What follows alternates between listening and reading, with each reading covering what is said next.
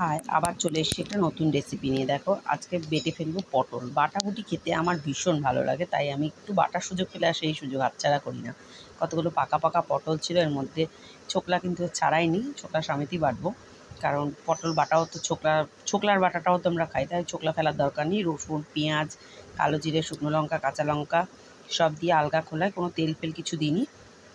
একটু ভালো করে ভেজে নিলাম।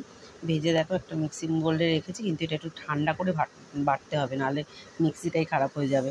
এরকম একবার হয়েও ছিল হাতে। যাই হোক, এটাকে বেটে নেব এবার সুন্দর করে। এটা মিহি করেই বাটবো একটু।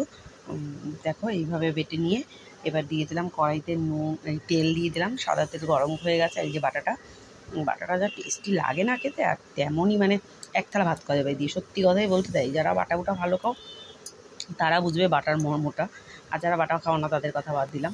আর এই দেখো, তেলে ভালো করে নেড়ে চেড়ে নিয়েছি, আর তার মধ্যে কিন্তু বেশ কিছুটা চিনি দিয়ে দিয়েছিলাম। দেখো কেমন হয়েছে। টাটা।